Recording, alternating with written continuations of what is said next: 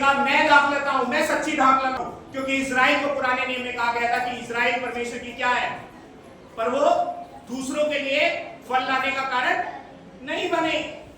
यीशु मसीह ने कहा मैं सच्ची दाख लेता हूं, मैं फल लाने का कारण बनूंगा, मुझसे जुड़े रहो। जो पेड़ फल नहीं लाता उसकी कोई कीमत, उन मसीहों की भी कोई कीमत नहीं, आपकी भी कोई कीमत नहीं। यदि आप चर्च में आए हो, कलीसिया में आए हो, मसीह का अपने आप को कहते हो और आपके जीवनों से क्या ना हो, फल ना हो। जो पेड़ फल नहीं लाता उसे हम क्या कहते हैं, बांझ वृक्ष। जब आप शारीरिक रूप से बांझ होते हो तो आप बहुत चिंतित हो जाते हो, क्यों प्रभु मुझे बच्चा नहीं हुआ। पर मैं आपसे कहना चाहता हूं, शारीरिक बांझपन लज्जा का कारण नहीं होना चाहिए, क्योंकि धर्मी लोगों को भी शारीरिक बांझपन हुआ है।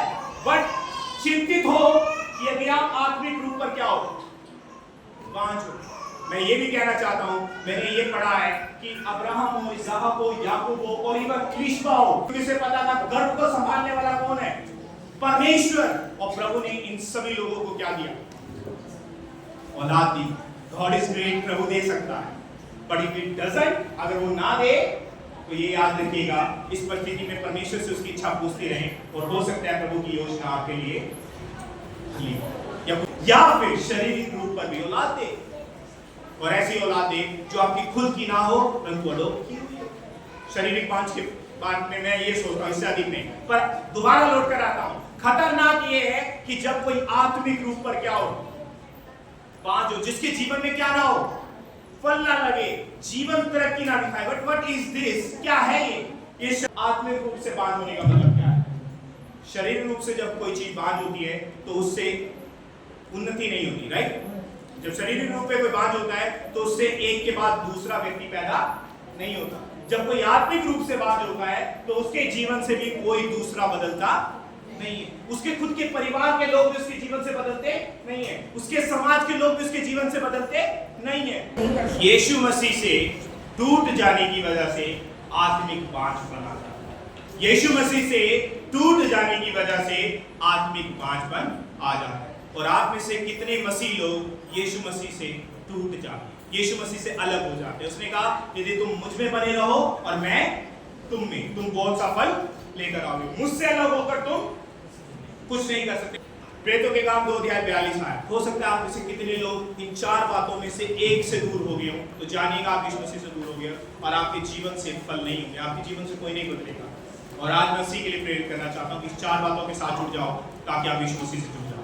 इन चार बातों से जुड़ना, यीशु मसीह के साथ जुड़ जाना है, क्योंकि आरंभ की कलीसिया इन चार बातों से अलग नहीं हुई। और अगर आप में से कोई ये कहेगा कि हम बहुत व्यस्त हैं और हम ये चार बातें नहीं कर सकते, तो फिर मैं आपसे कहूंगा कि आप आरंभ की कलीसिया से भी ज्यादा व्यस्त हैं। आरंभ की कलीसिया के पास भी उतना ही काम था जितना आपके पास है।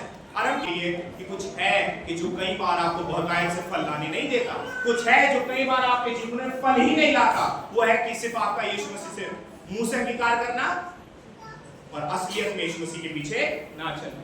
वो पर कैसे पता लगता है कि हम आत्मिक रूप से बांध हो गए? तो वो बातें थी जिसकी वजह से एक व्यक्ति आत्मिक रूप से बांध हो जाता है। साइन ऑफ बैरनेस, क्या वो चिन्ह है जिससे पता लगता है हम आत्मिक रूप से बांध है? Lack of evangelism. जब व्यक्ति सुसमाचार प्रचार करने में कमजोर होता है ना, पता लगता है कि आप आत्मिक रूप से बांझ हो गए। आप में से कितनों लोगों को कोई मन से उपवन नहीं होता होगा किसी के साथ बैठकर कि इसको मैं यीशु मसीह के बारे में बताऊं। बट फर्स्ट ऑफ ऑल मैं तो ये कहना चाहता हूं, आप में से कितनों का जीवन खुद नहीं बदला होगा, आप किसी को बदलने की तरफ कैसे जाओगे? आपने खुद ही यीशु मसीह का एहसास नहीं किया होगा, आप किसी को यीशु मसीह के बारे में कैसे बताओगे? अगर यीशु मसीह को आपने ही नहीं चखा होगा तो किसी से कैसे कहोगे चख कर देख, परख कर देख कि यहोवा कैसा भला है? अगर आपने ही नहीं पढ़ा। लैक ऑफ इवेंजलिज्म का मतलब है कि आप बदले नहीं, आपके जीवन में प्रभु ने आपके जीवन में कुछ नहीं किया, इसलिए आप दूसरों को नहीं बता पा रहे हो। अगर प्रभु ने आपके जीवनों में किया है तो आप दूसरों को बताओगे। बट शुड यू टेल, आपको दूसरों को क्या बताना है? तो वो कहानी बताए जो सबसे महत्वपूर्ण है। बीमारी आज ठीक हुई है, कल फिर हो जाएगी, और एक दिन जब आप मरोगे और प्रभु के सामने खड़े होगे तो कहां होंगे? ये महत्वपूर्ण है। आप आत्मिक रूप के बांझपन को खत्म करना चाहते हो तो ये निवारण है कि उस यीशु मसीह से सट जाओ जो क्या है, दाखलता है। यदि उस यीशु मसीह को जीवन आपने सिर्फ अपने मुंह से दिया है तो आज सच्चे रूप से यीशु मसीह को अपना जीवन दे दो ताकि आपका आत्मिक बांझपन क्या हो, दूर हो जाए। उस पिता के काटने और छांटने को समझ जाओ। यदि आप ऐसी आफतों से जा रहे हो जिसकी अपेक्षा आपने नहीं की थी, ऐसी जीवन से होकर गुजर रहे हो जिसकी अपेक्षा आपने नहीं की थी, तो समझ जाओ पिता आपको क्या करना चाहता है। बलवंत, आप में से कितने लोग ये कहेंगे, प्रभु मैं दुआ कर रहा हूं, चर्च जा रहा हूं, टाइट दे रहा हूं, सब कुछ तो कर रहा हूं, क्या कमी है मेरे जीवन में? हो सकता है आपके जीवन में कमी है कि आप ये सब कुछ करने के बाद भी ये बातें किसी और के जीवन में होते हुए देखना नहीं चाहते। आप नहीं चाहते मेरी तरह कोई चर्च आए, आप नहीं चाहते मेरी तरह कोई दुआ करे, आप नहीं चाहते मेरी तरह कोई बाइबल स्टडी में बैठे, आप नहीं चाहते मेरी तरह कोई टाइट दे।